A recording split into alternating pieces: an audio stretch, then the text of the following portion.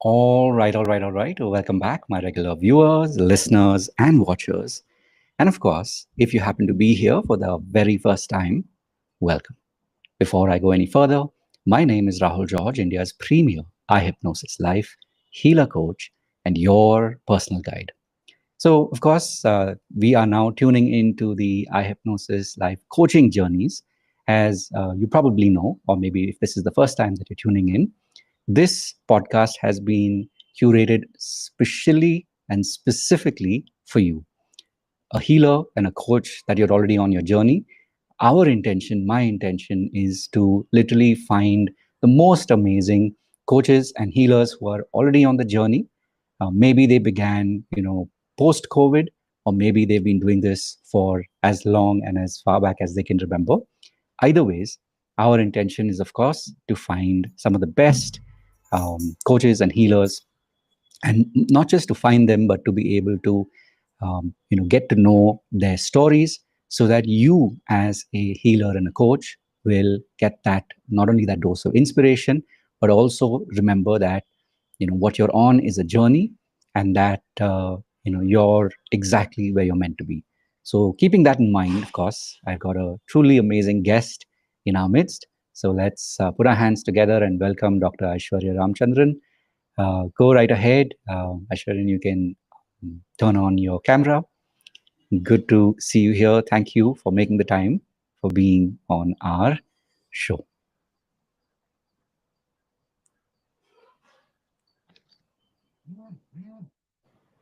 Hello, Rahul. Thank you, iHypnosys Live Studio, for this wonderful opportunity.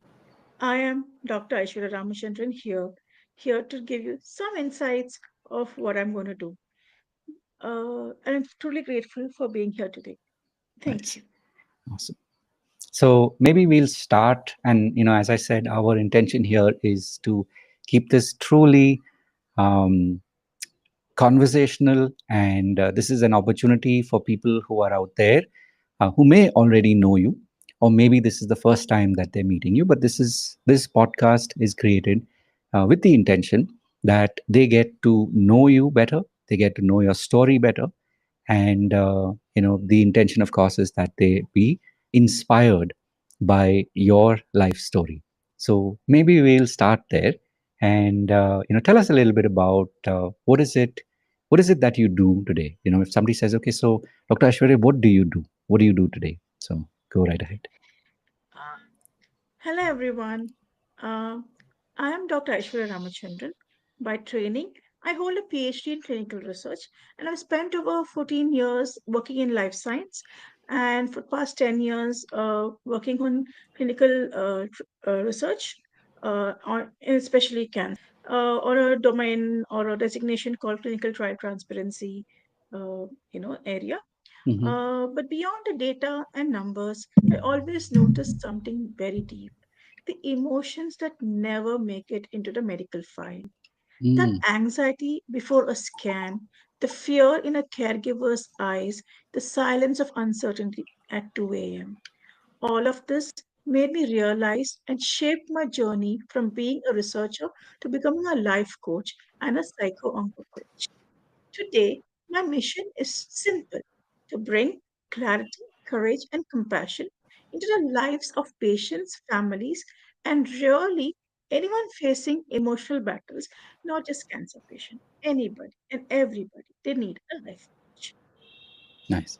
Today, So, my mhm. intention is to introduce my coaching insights, to share a few examples of the modalities I use and how each modality can actually be interrelated and how beautifully they blend in to help a cancer patient, their family, or a survivor to navigate through their struggles and make them realize it's possible Mm. to heal themselves on an emotional aspect and transform themselves beautifully along with the medical care. Wow.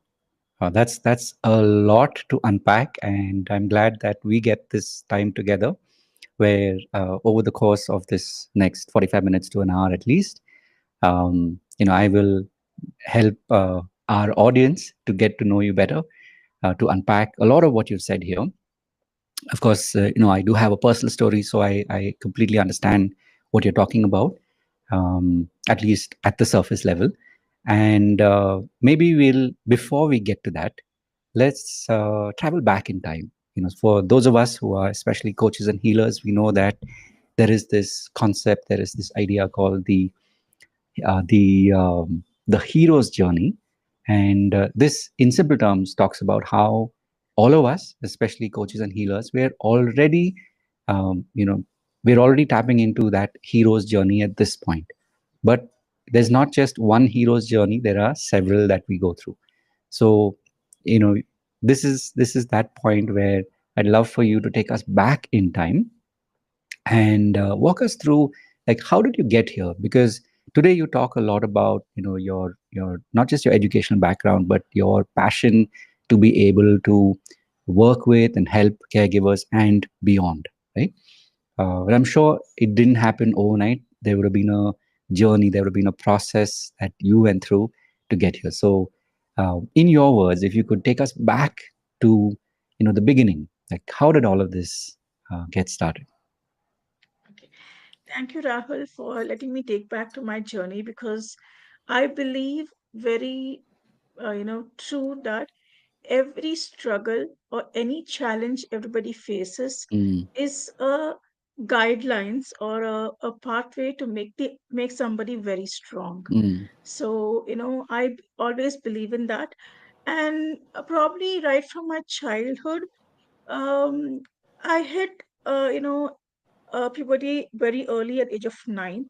And in that innocent age, while everyone usually goes and plays, I was trying to navigate what is happening to my life, to my mm, body, and trying to fit into the so-called societal expectations. But mm, I always felt unfit. I couldn't blend along with my classmates, and I always felt left out.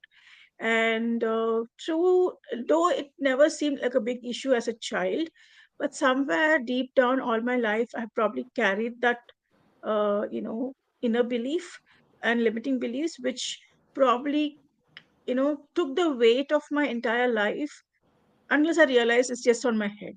So early school days I struggled to make friends because I did not know who to rely, who to trust, mm, because when you are growing they basically make fun of you, they judge you, and they like, they don't want to give you a space to be seen, heard, or right. even come play, all that. And I succumbed to isolation, and probably being alone, I got into reading, and books were my companions, because I believe that Mm, books never judged, they only gave you gyan, or it's about a story about somebody or something, whatever I'm reading. And I was not a very good student. I'm not a, but I really had a passion for science. mm, I used to be, proactive in my, school homework and all that, because probably somewhere I felt I have to prove myself to the mm, world because of my incapabilities of being unable to fit into the real expectations. So mm, I probably did a lot just to make myself right. feel that it's okay, or like that, Mm, And then my parents, I had a very supportive family. But then, we grew up in a generation where discipline and strictness were a priority over our choices. But parents always let me choose what I wanted to study, what I wanted to pursue, mm, and they always were a biggest pillar support, including my grandmother. Okay. wow. So I lived in a very small family and grew up with a lot of cousins, and uh, you know, we all had our own inhibitions of growing up. But then as soon as I reached 12th, and I wanted to see what I want to pursue. Always a challenge, engineering kare, doctor kare, Mm, it mm, always comes as a puzzle. right. And I didn't score well to get Mm, a government seat, or reasonable fair seat. And mm, I didn't want to take up something I was not passionate. Of course, science and medicine was something always triggered interest in me, but marks nahi hai, so I don't want to spend mm, crores of money on a medical seat, which it takes a lot to earn back, right? correct. So I did not like that impression at that perspective. Maybe I had some inner calling and saying, okay, what else can I do? And I found biotech. I'm like, this is Mm, equally creative, innovative, new field, and I like Nice. doing new things. So why Mm, not try that? mm, And I bashed my engineering seat, and I studied in BIT college in Davangere. And again, engineering days is one interesting aspect is living in hostel. mm, So घर से बाहर, and of course it comes with a whole lot of challenges. Yes, you are given pocket money, but you're mm, managing your life on your own. You mm, are with your friend circle. There's mhm, no one, mom, dad will not tell you come back home at this time. mhm, Don't go here, don't go there. So limits of a lot of unlimited exploring opportunities. mm, Uh, Basically, for a girl like me who grew up in a very protective society upbringing, and my closest male associates would be my male cousins. Okay, mm, so but beyond that, that was the first time I'm meeting, possible friends. And I also learned they're actually very nice to be friends. mm, You don't have to necessarily have a bad experience, because yeah, you're a daughter to your parents, they are overprotective. But when you see the real world, you see, oh, they are nicer people too. They mm, just accept you as your friend. They don't actually, I feel the guy friends, they don't judge you. So they, take you as a buddy. And I think they are my, like, even now they are my friends. I can mm. still talk to anything to them. And that's something I learned, how to explore people, how to Right. relate to people actually. And basically, the understanding the word of friendship began when you were exploring outside your comfort zone, right? And eventually, I completed my engineering. And again, I was very playful in the first year. So the Mm, consequence, I had to skip mm. one entire year. So I took 5 years to complete my engineering. Wow. At that point, I thought that's the end of my career, because itna Mm, padna hai ye wo. But I think that failure triggered that curiosity and that motivation in me. And from the next semester, I aced up the game. And wow. I scored everything above first class. And I was very dedicated. I was like, I have to do this. So again, your failures teach you lessons. That's what I Mm, took it from there. And as soon as I finished my engineering, I did have a brief experience to work as an intern, but I was aiming to do my master's. While I was trying US, it didn't work well in my mhm, favor, so Australia popped up, and it was much easier to get an admission. And I spent almost close to 3 years in Australia from 2009, and mhm, 2011 I came back. And that was another wonderful experience. I did my master's there. And what happened while doing my master's, I understood how much I love the subject actually. You go more in depth, and I realized that's where my passion truly lies. And any of my master's friends, who have studied, probably some of my friends in engineering also knew that I was always interested in starting something on my own. Even I mm, do not know what to do, but I've always had this curiosity to start something on my own. Like, probably I never liked the aspect of, probably I love being a leader, and that leadership thing was always aspiring me to start something on my mm, own. And mm, probably I'm not someone who can, work under people who have a lot of rules and regulations, and that probably limited my beliefs in how I can work in a corporate world. mm, But mm, truth and life is so different. I had a wonderful corporate experience, by the way. I still cherish my experience in the corporate industry. So mm, one before I went to my doing my masters, actually, my one of my professors, they couldn't find the spark of researcher in me. So they tried okay. to tell me I'm not fit for research. Mm, So I thought that is a golden word. And at the age of 2021, when you're exploring life and you think research is your cup of tea, and they say not, so I'm like, okay, I will not do. I had another professor who's like, you complete, I'll give you an assignment, you do, and I'll see how it goes. I'm like, mm. wow. And one door opens, another, one door closes, the other one immediately Yeah, opened. And true. I enjoyed that journey. I completed my master's and I came back to India, because I believe that once I have a professional degree, I want to Mm, start a professional job. And I was like, all my master's friends, probably they could find a respective partner, or they could find an option to settle down in Australia mm, itself. Most of them have done that, but I couldn't find myself staying there beyond my education. And of course, I was turning 25, 26. And the parents' stories mm, after that. Get married, get married, get married, wala story. So I came back to India. So 2011 August I came back, and before my parents could say we're going to look for guys, Mm-mm. I'm like, I just want to look for a job. I've studied so much. I want to earn, Right. at least little at least. So just gradually going through a profile, I just applied for a hospital to see what they say. And by God's grace, it clicked, and I was working with Wow. Narayana Hridayalaya Hospital, this institute called Thrombosis Research Institute that catered Mm, for biomarkers for cardiovascular disease, basically thrombosis. And I loved it. I'm like, I'm working mm, in a hospital, very famous hospital. And I took that as a learning opportunity. They're paying me to learn. I was not mm. thinking that Nice. I'm getting paid to get served. Yep. I'm like, I'm paying to get to learn. So Mm, that is my beginning of a professional job. I think in way 2020, 2011 hospital. When I used to walk from the entrance to my building and go for lunch or go on for my walks, I always used to see a lot of pain, a lot mm. of uncertainty in patients' eyes, especially because cardio, you see they're being rushed because of a golden hour Yeah. or emergency. Mm, The entire families are so worried. The patient is worried. The doctors are stressed that they have to save the life. mm, And that was like, what can I do there? What can I help? How can I mm, help? mm, All those used to be my trigger points. But mm. as a researcher, all I can at that point contribute is Right. how I can make their vitro biomarkers. What can we do better to get a better treatment? So Mm, that's what researchers mm, do. They always try to see what better they can do. So I had a wonderful chance. I had a wonderful team. We were all young, and our head coach, head of the department was very chilled out person. He's Dr. Rajnikant, and he gave us an opportunity and full freedom to explore how we can bring research into mm, insights, and he gave us a lot of scope to grow.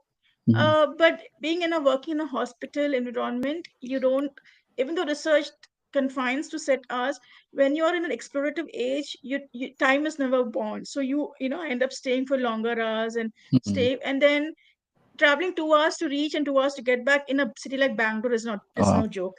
And then my parents are like, you're not having time to meet the guys. Also, you don't have time to for yourself as well. You're so busy even on weekends. So can you find a job where you're on desk, and and still see guys. So I think about a year or so when I worked, I could reach that exhaustion stage. Like, it was not manageable. Mm, Probably if I lived closer to the hospital, I would have still been working there even now. I mm. would have loved to do that Right. job. But then, when your parents are saying so much, and of course, I'm that age where I should be possibly, looking for the next stage in my life. I listened to them. I was like, yeah, let me find a desktop-based job. Mm, And the comedy part is the office is just 6 kilometers from my job, but I have to travel 1 hour to reach there because it was a very busy right. road. Right. I could actually walk and reach faster Mm, than taking, transport. But that job was in a company called D2L Pharma. It's basically, scoping for key opinion leaders. We need key opinion leaders when mm, the entire concept of clinical research or research, formulates. We need a team mm, who mm, help to, formulate everything. So we mm, are source that, for cardio or any diseases for that matter. So I liked the job. It was curious, but then I couldn't comment too much because marriage cards came in. Wedding bells rang soon, and I met my partner, and we thought, okay, this is it, and I need to get married. So 2013, I got married and moved to mm, Chennai. So when I came to Chennai, again, another incident happened is my late father-in-law was undergoing abscess with bad liver mm, condition. It was not cirrhosis, but unidentified situation actually. And doctors also couldn't figure out what was going wrong, but mhm, his health was deteriorating, and we lost him very soon. mm, And again, a family situation where how I can be empathetic at the situation, I played a real role. I was a mm, quiet daughter-in-law trying to adapt to a new family, but instead of me adapting, I mean, me getting an option to adapt, I was like, okay, let me support the family right now. right. So that's when the inner responsibility of me Mm, being a caretaker or being available for family is already there in my life journey. mm, And because I was being available for them during that in their tough times, mm, my husband and my mother-in-law now they let me do whatever I want without it's not that I need a permission, but they understand that I come from a place of Mm. support rather than a place of demands, Mm. and then in a year's time, again, I was divinely blessed to get an opportunity with Icon, Global Strategy Solutions, and to support uh, my client Merck, or now they call us MST. Mm.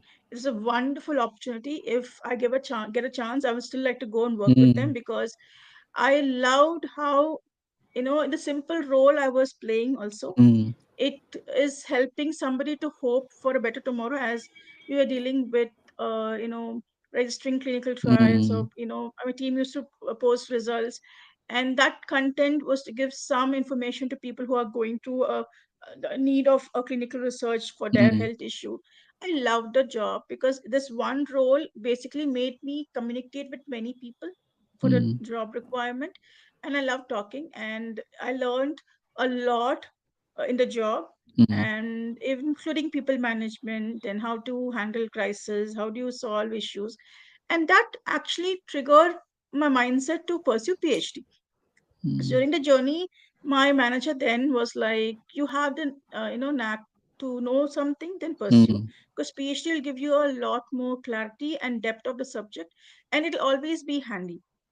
With the encouragement from them and my client encouraging me, I was like, what better opportunity? I'm going to just let's grab it. Mm. So I pursued my PhD in an institute called Texas American University. It's an online opportunity for somebody to Mm. pursue PhD along with their full-time career. So you don't have to compromise on your job or leave your Right. job for doing a PhD. Imagine full-time PhD, full-time job. How it should be. Mm. But you work only for 8 hours, and you know how to manage time. It's manageable. Correct. Yes, PhD comes with a whole lot of challenges. It's not easy. It's not an easy roadmap. Yeah. But I think they, my excitement is like my simple idea. If I'm bringing out an idea and I'm able to find a research, answer my research questions, Mm. I'm opening a lot of possibilities of some solution, right? Mm. So, and I loved how engaging my PhD was, how much I could read, a lot of papers I read. And I learned a lot of writing styles. Everything I learned, I Mm. enjoyed it. Mm. That's the aspect of it. Even though I was very busy, I didn't know when weekend was there, when weekday was there. I still went on vacations. I still Mm. was there in every marriage function in the family. I didn't miss anything, but Mm. I also knew how to prioritize my, work and my Mm. PhD. So basically, I used to wake up at 4 in the morning and then Wow. give time to reading, and at least my work used to start at 9, so I need to be ready for the cab to come, by 7:30, 7:45. Mm. So and the people from cab were so understanding. They know I'm going through a lot. I'm doing a lot. They'll just wait for 2 minutes for me, extra, so that I can come Right. and board the cab at a point. Right. But from 2018, 2019, my work was, I wanted to give time to the US team. Mm. So we had a leverage of working from home, not Mm. as full time, but I can choose my dates. Right. So, that also worked well because I was getting a chance to resolve a problem, talking to the team to resolve a problem rather than Mm. only email, via email. Mm. I loved it. And yeah, as the years moved on, I earned a promotion too. And the job gave me, yeah, it gave me money, but it gave Mm. me a lot of confidence. And I understood I love the subject. I love my work. I used to appreciate small wins in that whatever I used to do. I used to share with people. So they knew how much I actually loved my job. Mm. And yeah, as time came, we came to know that our team was getting disbanded for other reasons. And then that's what triggered, like, what next? And at the same time, I was completing my PhD last minute submissions and assigning myself a viva. I actually originally wanted to take a break, a 1 month break, so I can finish my Mm. viva completely confidently, and then take forward what I want to do next. But my new the this banner news came at the same time, and that 1 week was a Mm. little chaotic. Like, what am I going to do next? Where's the next paycheck is going to come? And how I'm going to manage my PhD? Because everything. But then always believe that divine will always give you an answer for if you have a good intention. And I the day I came to know the news, the next day itself, I posted on LinkedIn, I need a job. Mm. Please, whoever needs me, this is my profile. I'm almost completing my PhD. I'm looking forward for Right. next opportunity. I posted. I was like, I don't want to wait for another letter from anybody. Just go ahead and post it because I want to start. I want to, I Correct. need to find the next. But then the next day, very, organically, happened to. I was never, someone who used to use Instagram very frequently. Mm. Very recently, I started using Instagram, maybe Mm. less than a year. Though I had a profile, I rarely knew what to use it for. I did not Mm. know how to even post Right. things on that. Right. I whatever used to come on Facebook used to come here. That's all. That's the maximum I used to do, and that's the interaction I used to have on Instagram. I'm Right. talking about 2024. In that Mm. 2024, Mm. and while was scrolling to an Insta ad, I came to know about my mentor Pooja Puneet, and I had Mm. was very resonating. If you have all these skills that are helpful, you like to talk to people, you like to resolve people's problems, then there's an opportunity for you to become a coach, and it's an entrepreneurial journey. I was like, wow, why? And in fact, I saw that and I sent that ad to a friend of mine to just see what is it for her. Mm. I was not even intending to join also. I was like, oh, I saw something like this, and she's a. Mm. I thought she would be a more apt person for this, but then I was like, okay, why can't I try? Why shouldn't I try? It's Nice. just was not too expensive, 99 rupees. 99 rupees mein kya ho jata? I just clicked and I registered. And on the day when I interacted with her on the master class, for 10 minutes I realized this is my calling. It is my calling. Nice. When one door closed, immediately something is opening up for me. I didn't Mm. even wait to get an email from somebody from LinkedIn saying I have an opportunity or not. This came. I was like, I asked myself, shall I get dive into it? And I only got my heart was beating very fast. I was like, this is exactly why I came to this experience of Mm. completing my corporate job and starting this. So this Right. was one door exactly immediately. Beautiful. Then I went through the next level of interaction with them, Mm. Pooja Puneet's team, and then I finished my coaching certification in March. Mm. And at that time, everybody was almost taking a similar topic of inner child healing or emotional wellness or, you know, the topics which you can think you can help people. Okay. Mm. And I was like, everyone's doing the same. What do I do different? And Mm. how do I pitch myself different? Correct. Everyone is saying the same thing. How will I be able to Yep. attract clients? Yeah. And then I was like, again, divine blessing. I saw an ad for a psycho onco coach. I was like, Balba moment now, and I was like, see how God sends these ads to me. I don't know how Instagram understands me, but exactly, I got an opportunity where if you have a oncology experience, you can get your skills to coaching. And again, I immediately filled that form and I said, yes, let me see what this is all about. So when I spoke to Dr. Dhirendra Gautam, he's my psycho onco mentor. I'm like, Mm. the moment I was talking to him, my inner voice like, this is for you. Don't miss it. Just grab it. I heard Nice. that inner voice, and that day was like the most cherished day of my life. And I was like, Amazing. I found my niche finally. And Wow. learning the entire course because I'm already a life coach. I'm able to understand what all Mm. slowly, gradually, I felt that this where just life coaching and communication may not help. Mm. So what all tools I can learn? So I Nice. register myself for Akashi recording, I register myself for EFT. I did not know how because I'm so used to having a busy schedule. I couldn't sit quiet. Right. And I'm like, okay, I'll do this, I'll do that.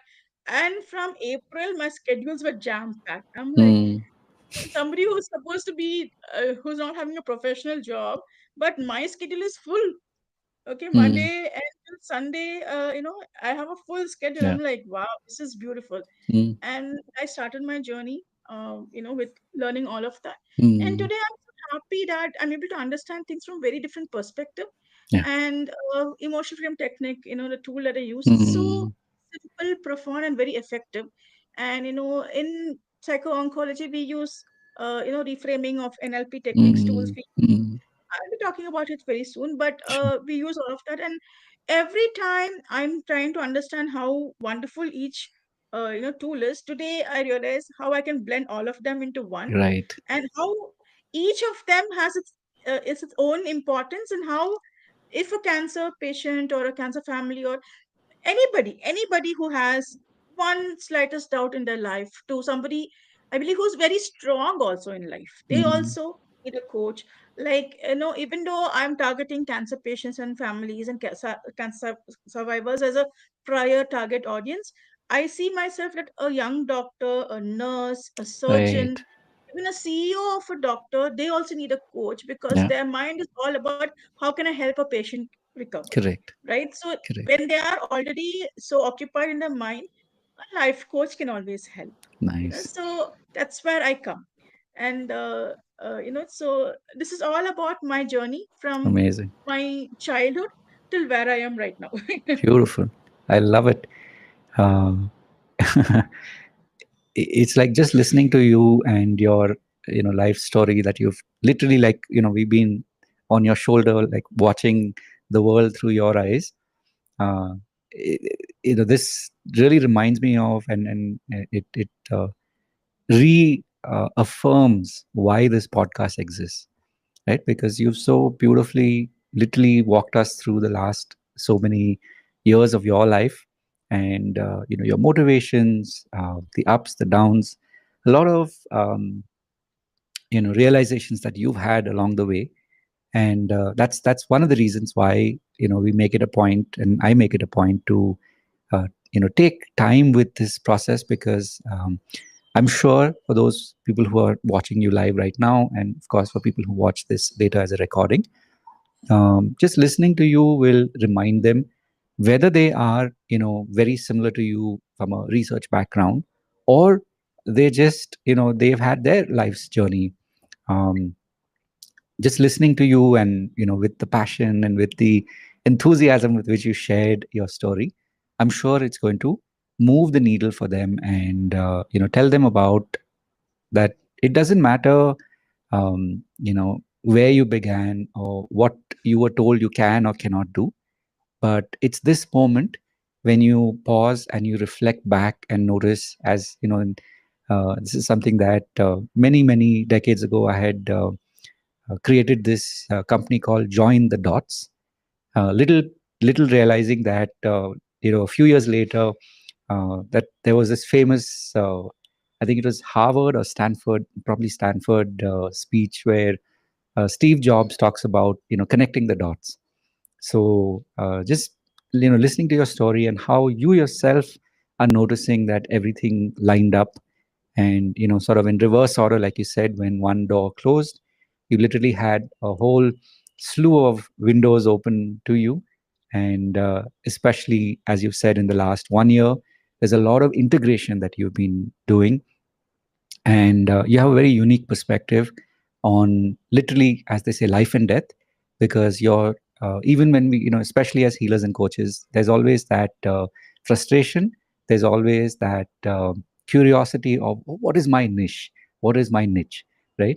And it's beautiful how your experiences have kind of shaped your understanding of what you're meant to do. And we always talk about this, right? Like when you uh, I can't remember the exact phrase, but basically it's like two things in life. One is when you're born, the other is when you realize your purpose. And it sounds like you've already tapped into the second one as well. And as you continue to go out into the world and help people who are already in that mindset of being a caregiver, whether it's the doctor, whether it's the nurse, um, whether it is people who are dealing with the illness, and I'm talking here specifically cancer. You talked about being a psycho onco coach. I think that's the expression you use, right? So it really covers a lot, and we're just about at the halfway mark. But I'll say this right away, that you've tapped into something very powerful, and very it literally is life giving, because what you're doing, at this point I don't know how many people are doing it, but my prayer is that more people tap into this, and that they are also inspired by your story. So at this stage, let's also kind of double click on a couple of things, because as I said, this podcast is made for people who are healers and coaches.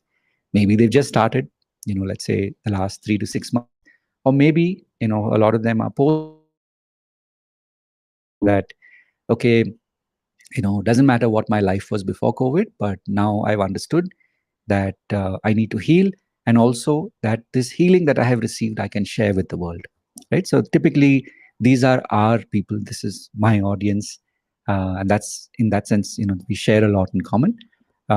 So in this context, before we get into maybe the tactics or whatever that you have explored, maybe we'll start with, tell us a little bit more in detail, Aishwarya. Like, so when when you run your programs today, right? What are those programs, and how do they function? Reason being, of course, one is so that when someone who's watching this can share this, whether it's a clip of this or whether it's the podcast, where they are telling people that, hey, this is what Dr. Aishwarya does, and maybe this will come and be of use to you. So share at one point, like in one sense, share what it is that you do currently, maybe programs that you're running, and then we'll get into some of the tactical uh, Hmm. uh, you know aspects, because as coaches and healers, there are always these burning questions that we have, whether it is waking up early or not being able to sleep, and being sort of like plagued, if I can use that expression, of, okay, what will my niche be, or how do I get more people to experience the magic that I have received? So before we get to that, maybe if you can just start with telling us a little bit about the programs that you're currently running. Okay. I'm so honored and humbled to inform that my brand's name is Saukya. And if you are a Indian origin, that is Tamil, if you know the language Tamil, and if you're very familiar with the language Sanskrit, Mm. Tamil, in Tamil, it's a sacred greeting. It means, are you well? And I care Mm. for your being. It literally means that, Wow. Saukya. And when somebody responds, they say, we are Saukyama, and they Ah, respond as Saukyam. So nice. it basically connects heart to heart. And one of the reasons why, when we say that, you'll feel a innate connection with the other person Mm. without, any other words or phrase that adds meaning to it. So in Tamil, it means a sacred greeting. And in Sanskrit, we know it's all about the wholeness, the wellness, the completeness. Nice. So if you Just to look at pause you here, life, can you spell it out for us? Because for people who happen to be listening to this, okay, even if they're not I watching the video, how do you I spell it? spell it as Soukyam. Wow. Okay. So that's why it's Saukyam. Mm. And why I chose this brand when I was doing life coaching, every time I just realized that all of the thinking, all Mm. of the issues, everything that somebody faces, you name that situation, Mm. everything comes from the mind. It Right. all comes in the mind. Mm. And there could be some limiting beliefs that also Mm. rises in the mind. And Mm. for example, in a childhood, during a childhood, somebody said, remarked a comment, and it could have been just for a joke, but Correct. your heart, your soul took it as a hurt. Right. If you have not resolved that by Mm. organic, if somebody did not apologize to you, or you did not feel the ease of not being burdened about that word, Mm. there's a possibility that we carry the inner healing and inner child healing, Mm. and carry it burden throughout our life. Mm. And not everyone realizes it, because the one who mentions the word or mentions something that hurts you, they don't realize it, and you don't realize it because your life is going on. But there'll be a time in your life where it hits you very hard when you're going Mm. through some struggling phase. Okay, let's give an example. Imagine, I didn't do well in my, schooling, Mm. and my teacher said, you're not good enough. You're not scoring the marks. So what? I will think I'm never good enough. So because all the teachers want is the marks. They want the grades. They don't want to know if the child is learning.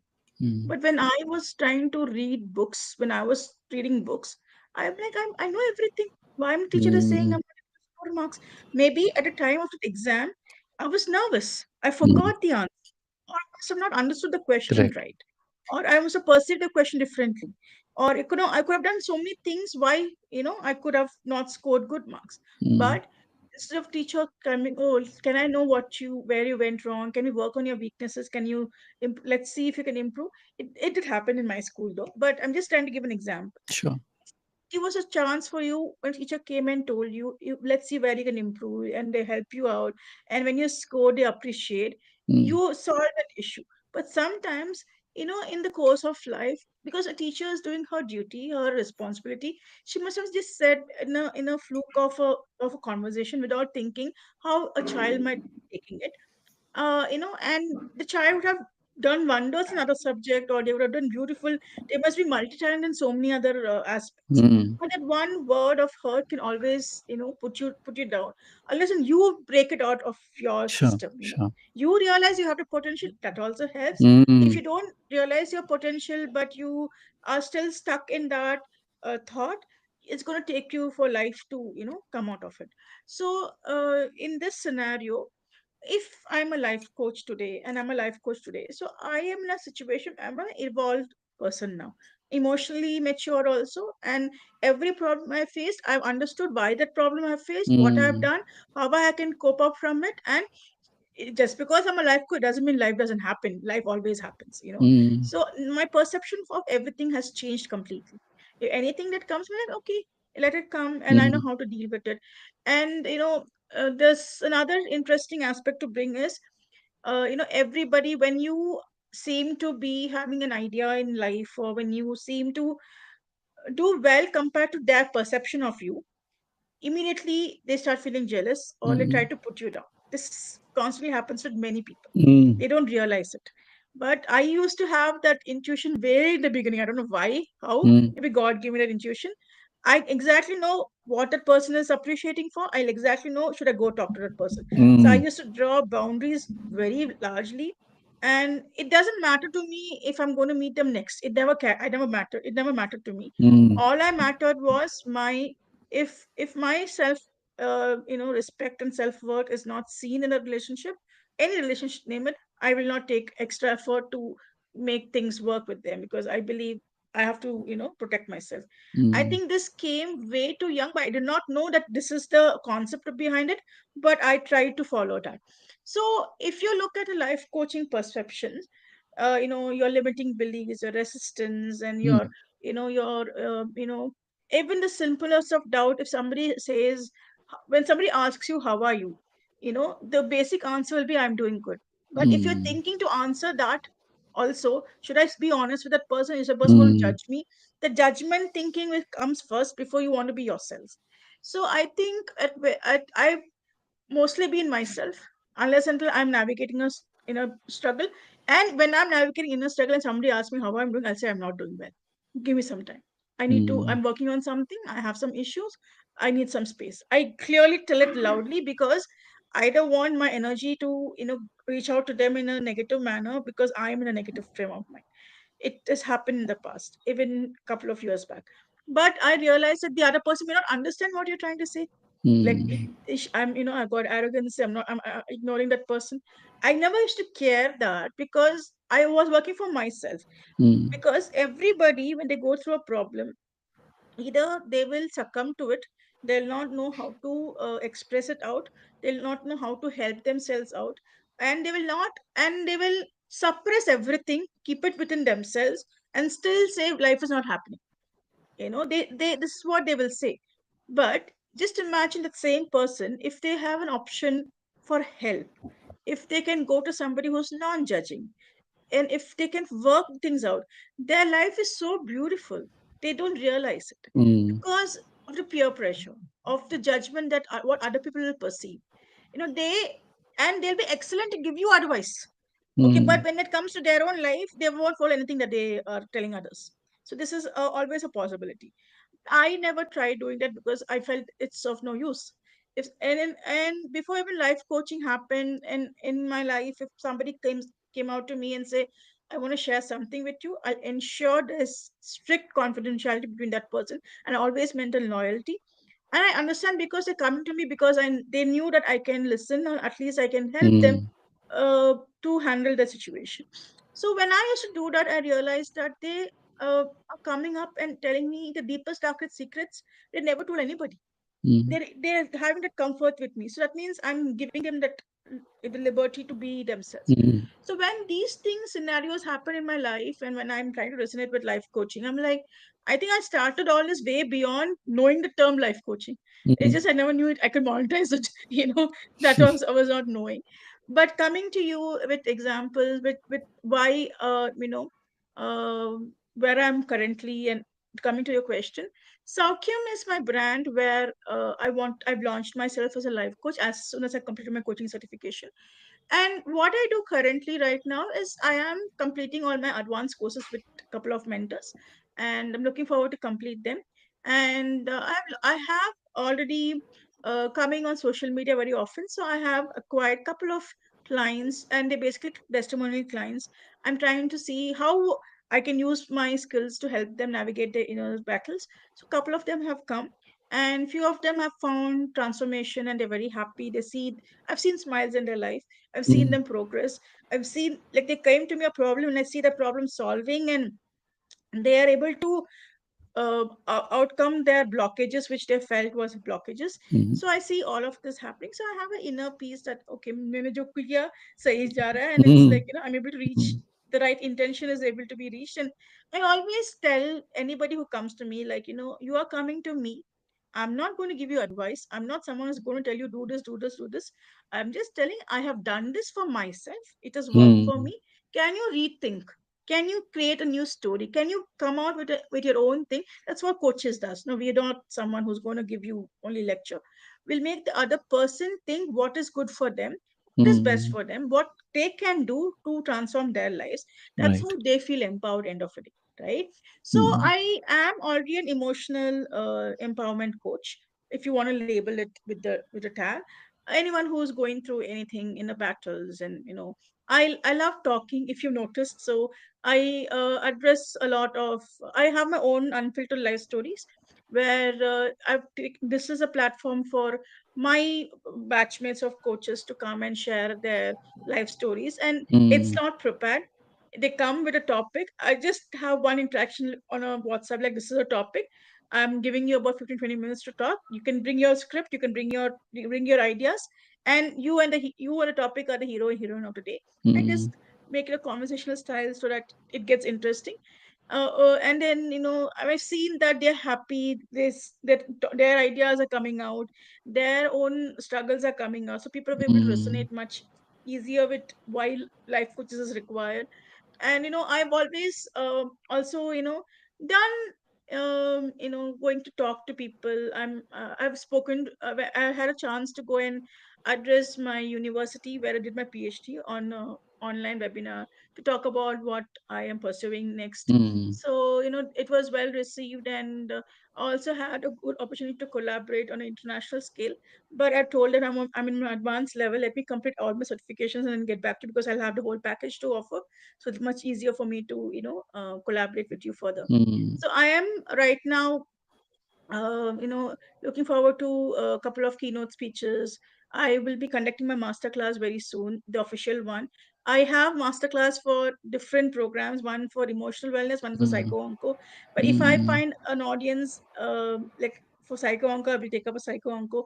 For finding general audience, then I can take the emotional, because everything matters in this world. So I have things prepared for any kind of audience that comes.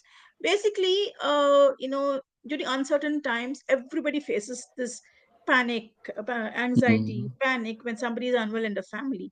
It didn't have to be cancer, it could be any illness. So how do you stay emotionally strong? How do you claim your emotions during that time? How do you stay emotionally stable at uncertain times?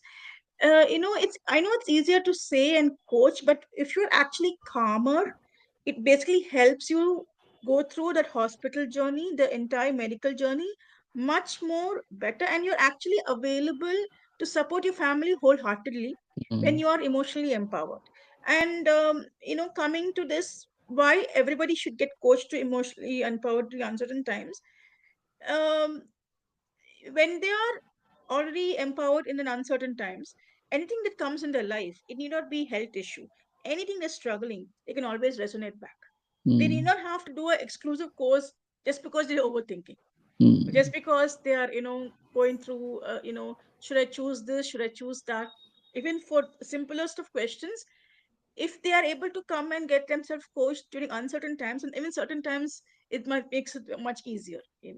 mm, So this is will be for everybody. I should be depending, I'm going to put ads very soon, posters and ads, and depending on who fills the sheet and how many people are able to mm, join and register myself, based on that I will conduct my master class.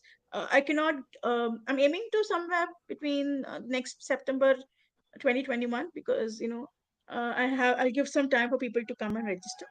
And during the master class, I'll be able to offer them what course curriculum I'm providing, and how it can benefit them, what are the outfits mm, or outcome when they join my program. And of course, what fees they have to pay, and how the mm, course is going to be structured. uh, like every beginners, I would also love to do one to one. But if it's a group of people who belong to a same group friends, then I can do one to many, and then have a specific one to one when it comes to that problem solving issues. right. So try to see where all I can help people in simple and small ways. And when it comes to cancer patient, of course it's going to be one to one, unless until I'm giving a very common introducing about Mm, psycho onco, or some technique where it is okay to share with everybody. I might do a comment session, but consultation will be exclusively one to one, because cancer patients will not come and openly tell what their problems are. So you have to mm, literally be available to them, make sure that they are comfortable to open their mind and their heart to you. Because of course, the word you hear cancer, you share your personal story too, but it always comes a lot of fear, guilt, mm, shame. Identity loss issues will mm, be there.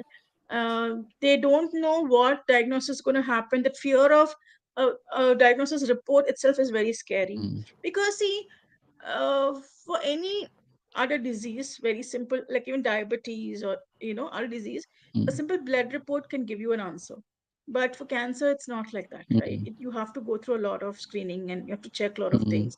So by the time you reach there, that anxiety itself will create them even more stress than if they have actual cancer. Correct. So it is not easy to be Mm, understood. So imagine somebody has even the cytos of symptoms, and they want to get them into screening in the early stage. If they are coached with the right mindset, if their mind is reframed, if the mindset is shifted, and if they're able to go in a calm and composed manner, their the way they deal with the situation will be much better perceived than mm, they go without having a coaching experience. correct. I am going to share a couple of examples when we talk about modalities, but and how I can what framework I use, and how I'm going to talk about a couple of things. We'll Mm, take it there, but these will be my courses I'm going to take forward.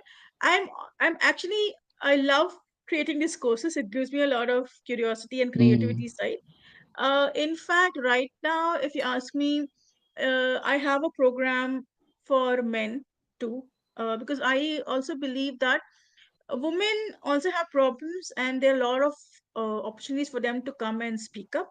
But mm, for men, very rarely, I mean, there are programs for men to come and talk, mm, but for men don't know that there's an option available. Not many people are aware. So mm, I have a lot of inquiries for men who wants to come and join me, and I've told them, give me time until October. I need to fix my schedule. So I will be engaging them in a clarity call to see how I can help them. There are a couple of them who have asked me, and being busy, I don't want to promise a time and not be available, because mm, life coach, the first thing is you're supposed to be available. mm, So I want to make sure I have the time for them. So I see men also reaching. So if men are hesitating, oh, what life coach will do, what she's going to do with me, we have specific programs. I can do one to one, one to many. Somebody who's navigating a job loss, and I can totally resonate what they must be going through. mm, I just faced one. I'm not saying everyone should become a coach, but they can always find another opportunity. But between them losing the job or finding an opportunity, they might be very anxious. They must be going through a lot of stress, mm, because men are always perceived as a provider. and they come with a lot of burden of shoulders and responsibilities. And they, if there's no source of income that is generated in the family, they are highly pressurized and highly stressed. So even for them, I have coaching programs specifically designed for them. mm, For women, any age, could be a child, could be a teenager, could be a young adult, trying to navigate which career is it, what she should do. With young couples trying to find relationship situation. Married couples are going through relationship issues. They can come as a couple to me, or they can come individual coaching too. See, life coaching can be applied anywhere, everywhere. mm, And me having a corporate industry experience, I can always reach out to corporates, and I can see if I can collaborate with them, and have sessions, because corporate companies, they have insurance teamed up, bank people teamed up, but they don't have anything called life coaching team, that because mm, mental awareness, mental illness is a huge thing that everybody underestimates. mm. Imagine if an entire team is empowered, they are very strong in their belief system, they are able to navigate their inner battles, how well they can perform True. as a team, and to a company, and be it any company, IT, banking, any sector, because all of us are humans and we all come from different perceptions. So Mm, I'm just trying to say the rainbow of varieties where a life coach can go. mm, Even though my niche is cancer patients, and they are will be my priority, I'm just trying to say where all, as a life coach, I can actually move. I can empower teachers who are already doing their wonderful job. In case they are empowered, imagine what influence they'll have on their students. And student and teacher in school, they will come from different situations from home, but still teachers do a wonderful job. Same thing, doctor, name it the profession, they all come from that thing. Even engineer, name it, they come from a struggle home with a lot of things happening. mm, So everybody, if they are able to be coached and able to help themselves navigate through themselves itself, and mm, if I can help them, India, and India, if we target India and then mm, global, every country can be like Finland, where happiness quotient is the largest. It's mm, all in the mindset, all in the perception. That's why I was targeting mind as, it's mm. all over there. So I think I answered your question pretty well. So I have one question now before we move into the final segment, which is, you know, and I'm saying this also because, like you said, you started your coaching journey specifically for, from what I understand, for about the last 1 year. People have different philosophies, right? People talk about, have one niche, focus on one niche. Um, while, what you've been sharing now, as you said, you can work with a lot of people, a lot of groups, right? So what's your personal philosophy at this point? Of course, I'm sure in a couple of years when we meet again, and I ask you the question, I'm sure you'll have probably a different response, or maybe the same. We'll know in time. But for now, if I was to say so, actually have this answer go ahead. as my one of my closing statement. Okay. But to just answer you right Mhm, now, mhm, I believe everyone needs a life coach. mm, Be the name the profession, they need a life coach. mm, My niche is psycho-onco because I could align myself with what mm, expertise I bring along to the pain and the struggle what cancer patients can go through. So I could merge the concept, and I now want to be a psycho-onco coach as my mm, specific niche. Being a psycho-onco coach, yes, you say I'm going to already have a lot of patients. How am I going to handle everybody else? It's all again the perception. So I, for example, a psycho-onco a patient under cancer, or the families of cancer survivors, they might want to have the entire transformation done. So I might have to give a longer time for them. mm, um, Meanwhile, if somebody else wants to have another possibility of their empowerment, emotional mm, empowered, mm, they want to feel transformed, you all can always collaborate with me, you can always reach out to me, because I mm, think the larger you reach out, the more people you reach out, you'll have a bigger community. And if, once example, I gain a lot of experience in 1 or 2 years of handling people, I can always, Sure. start my own coaching opportunity where people can come learn under me, and I can make more people empowered and able to do what Mm, they want to do, mm, where they want to coach. Because life coaching right now, I see it's a mm, huge demand. mm, And even though every batch, we are a lot of people who are getting graduated as a life coach, still you need a lot of life coaches still. mm, Because like you said, imagine I can hand if I'm handling 10 cancer patients for a month, that means in a week I can give 2 hours for one patient. Because cancer patient, you cannot give 1 hour and say I'm done. mm, They in 1 hour nothing much happens. So if I mm, want to give 2 hours, and I work for a 8 hour schedule, or okay, 6 hour schedule. So if I'm giving 2 hours, then I can only handle 4 to 5 patients in a day, or 4 to 5 clients in a day. So in a month I can only target this much numbers, because I don't want to overwhelm myself mm, patient. So imagine I have a pool of 100 patients who wants to get coached. And mm, if I have a team who's going to help, you know, mhm, who can learn the expertise from me and they can coach, then we can target to help more cancer patients or more people at the same time. So this is the way a community grows. So I am also looking forward for an opportunity to grow, for me to gain mm, experience. And once I've reached that mark where I think my expertise can be taught and I can get my own community of people who can be life coaches or psycho coaches or coaches for any health issues, because it's a concept the same, but how you navigate it through, how do you integrate it, it all matters. So mm, I'm looking, that's my future aspirations. But like you said, I'm just trying to show a rainbow of opportunities where, even though something is my niche, and somebody always will say, who are even like you've been coaching all these years, follow only one niche because it's already too difficult to do everything. I'm just trying to share here to anyone who's listening. Possible they're thinking, if they want to be a life coach, what all they can do, where all they mm, can go, what all applications you can have, which all what all niches you can have. You know, beyond this, when I'm going to talk about modalities, you can use specific modalities also as a part of your coaching expertise and focus only on that, because every modality has its own impact to somebody. mm, And if it's going to help somebody to go through their inner child healing, release their emotions, reframe their thinking. uh, Imagine that you have set of employees in a company, and all of them are already transformed, they are emotionally mature. Like I said, the company can do wonders. If mm, somebody who's losing their job, they are coached, they look at another opportunity. Okay, one again, like when I said one door closed, another door open, it can happen mm, very soon for them. They don't have to right. go through that Mm, struggle of sitting quiet and doing nothing. Okay, so all of that. See, we can target anybody in this. So my answer basically is for somebody who's listening, mm, and they see what life coach can potentially bring them to bring on a table for them. I just want to narrate that you can do anything you want, and you can still have an opportunity to a relationship coach, you have parenting coach, you mhm, have relationship, like a couple coach, or a coach for some. I mean, a lot of people go to lawyers, they have a different way of counseling. But imagine they have a coach.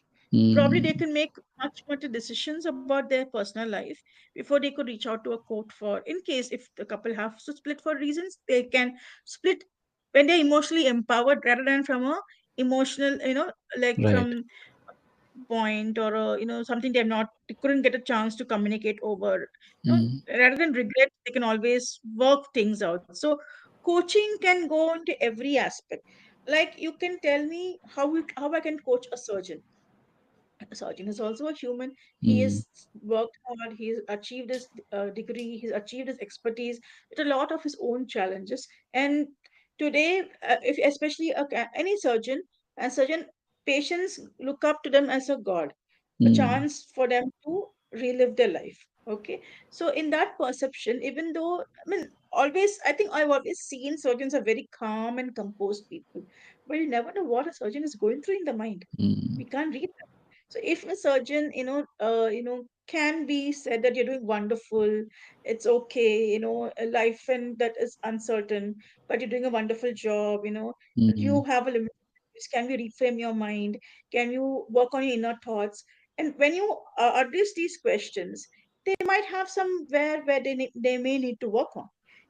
So as a coach, I can provide that support. Because mm, if you are able to save many lives and there's some limiting beliefs that's stopping you, let's work on that.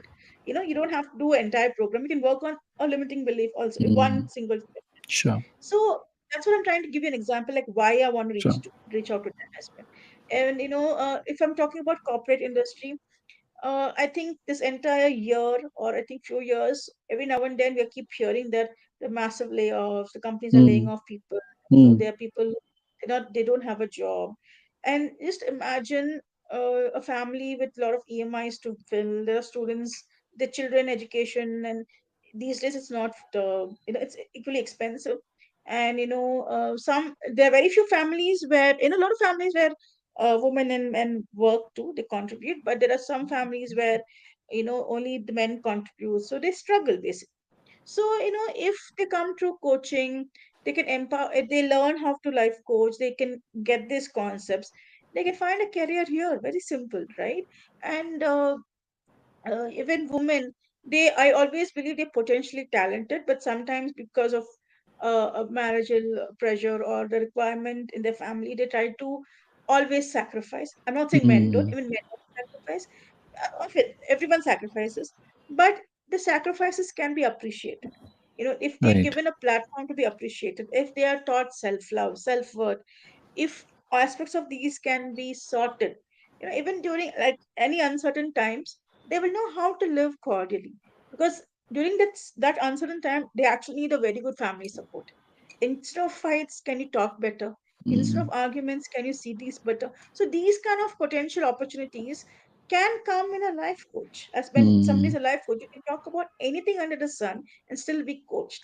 So you can have a diverse opportunities being a life coach. mm, And I think if you look at all my mentors, so 10-15 years people are being expert and they reach that level. Right now, I think all of us are so grateful, and we have opportunities that's just there. you know mm, there you have people to train you, you have people to coach you, mentor you. You have possibilities of, you want to, if your expertise on coaching, learn your morality well. Their team who can market for you, their team that can do social media managing for you. They can, there are a lot of things available. Probably it was not available when you started, it was mm, not there like you said. So even for life coaching, things have become more easier. So the world has become easier for you to start your business. And when you have the potential opportunities and networking possibilities, it means, that means this industry is also getting that recognition that it wants. And Rahul, I believe when you started your coaching and when you started helping clients, you got a satisfaction, mhm. that somebody is getting help, somebody is being Right. transformed.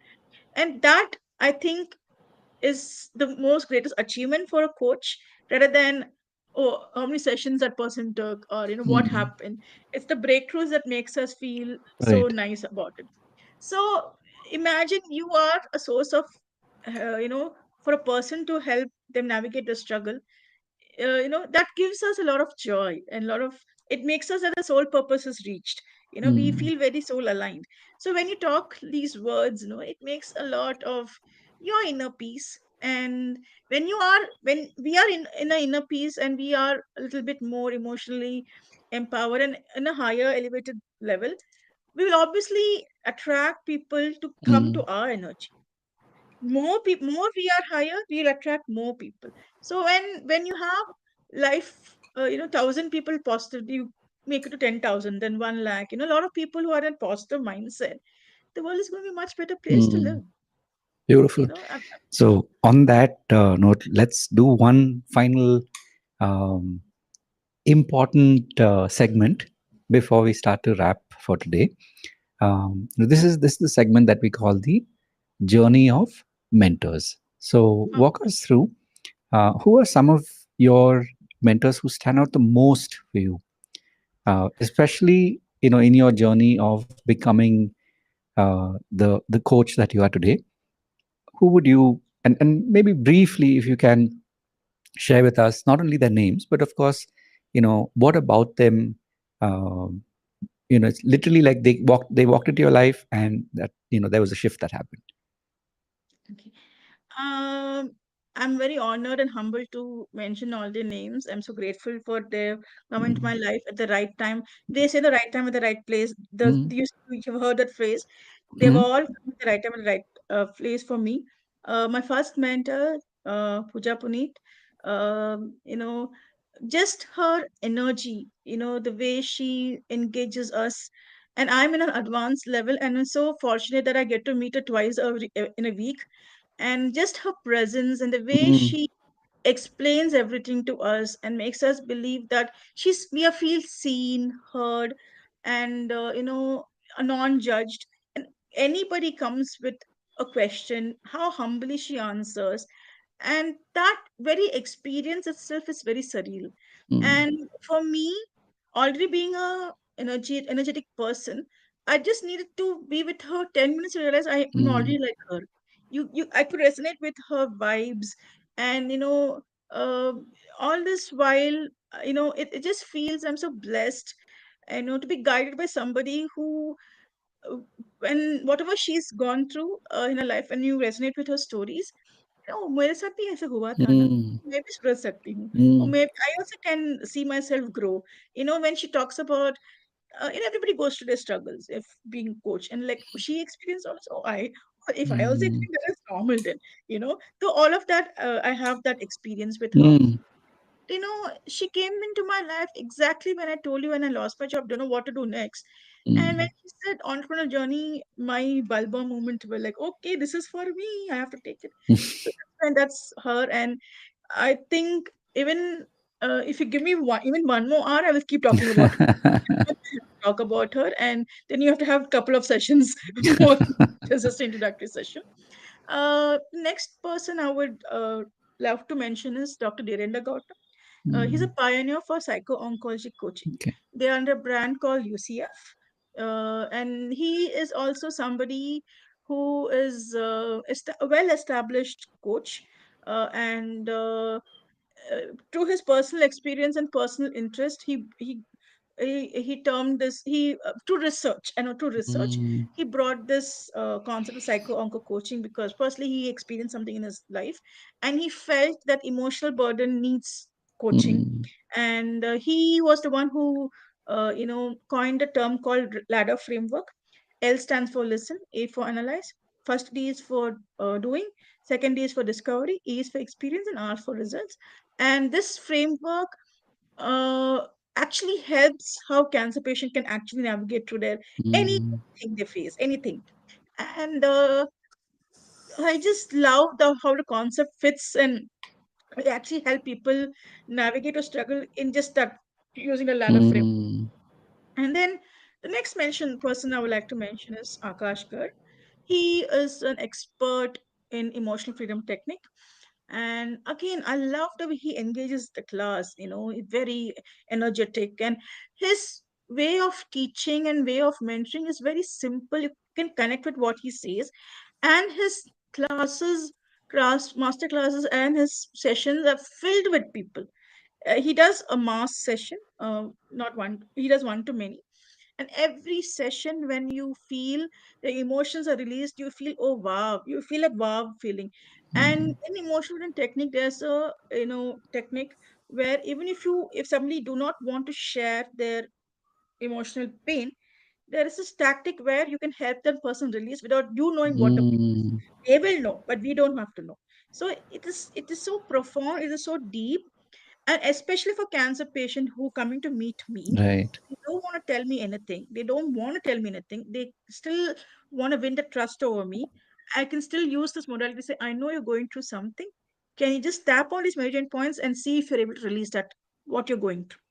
I Right. just have to, like, I may need maximum 30 minutes to do this if I want to do in a full stretch, or even 10 minutes to even start how it can be magically applied in their life. Mm. And it works.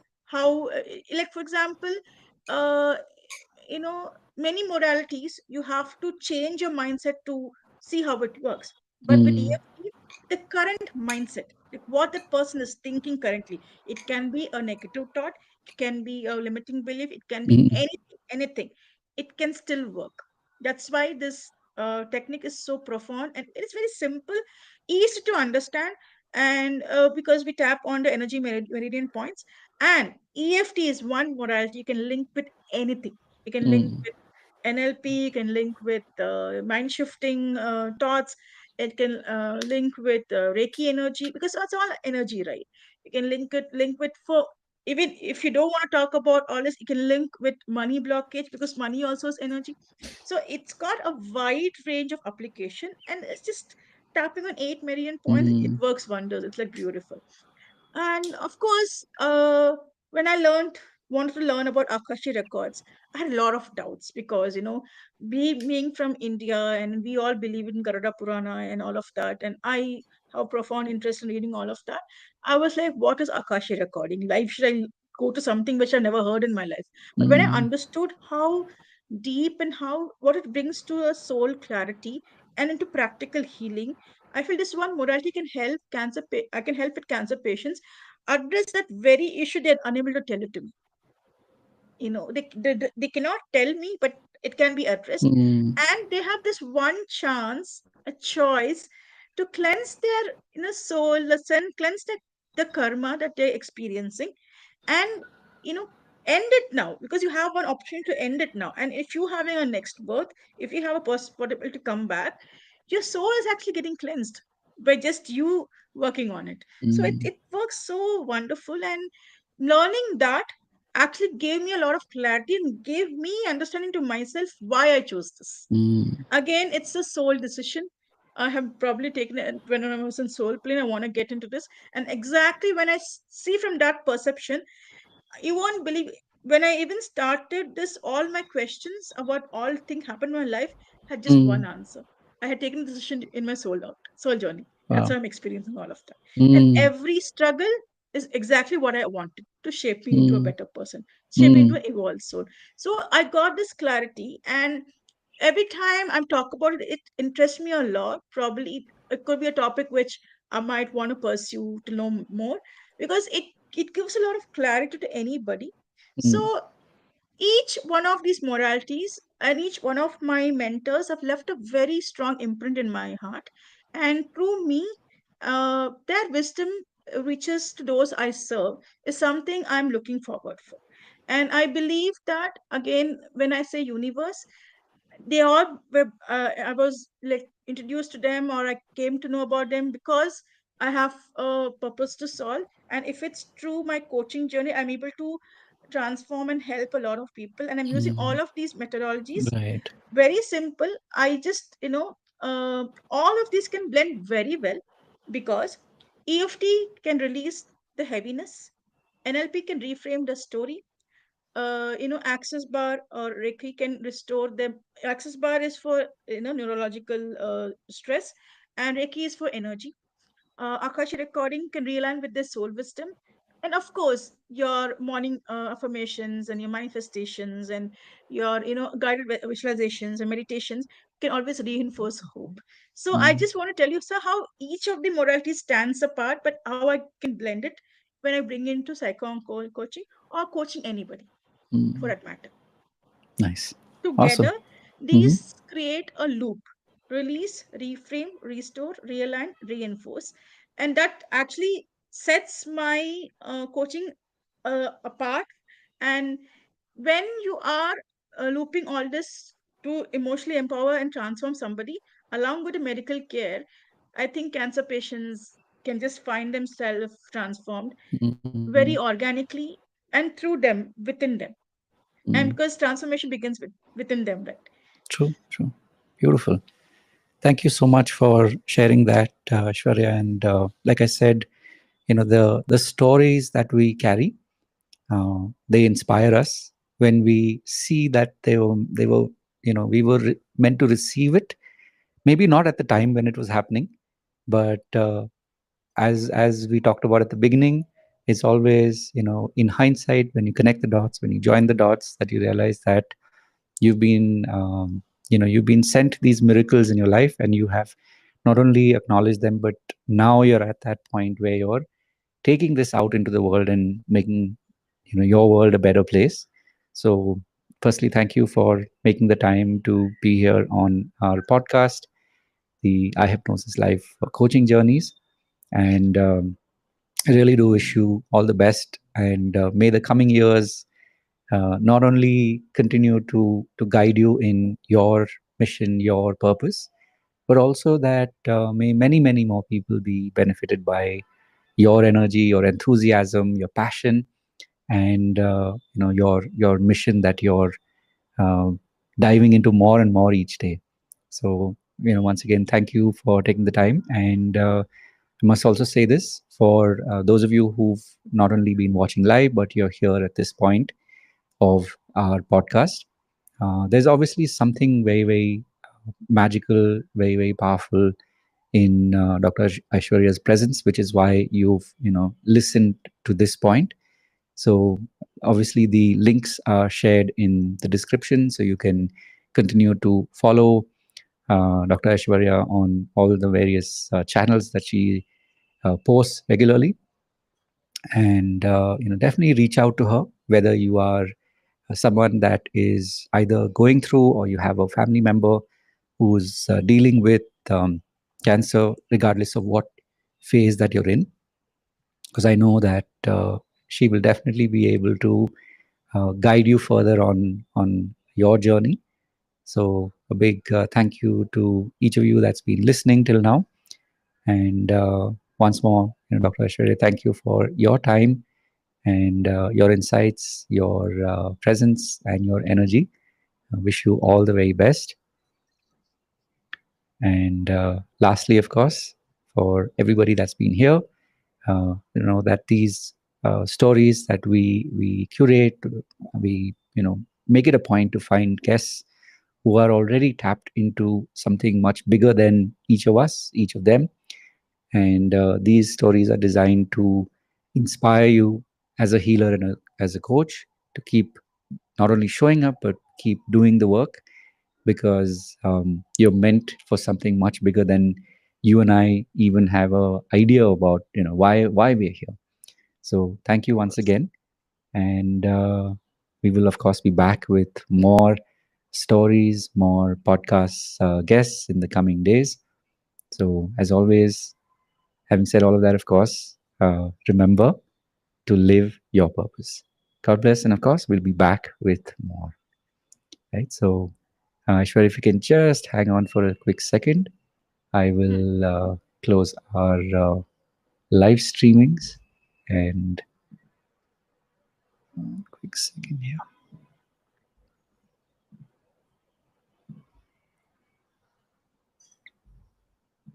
Okay.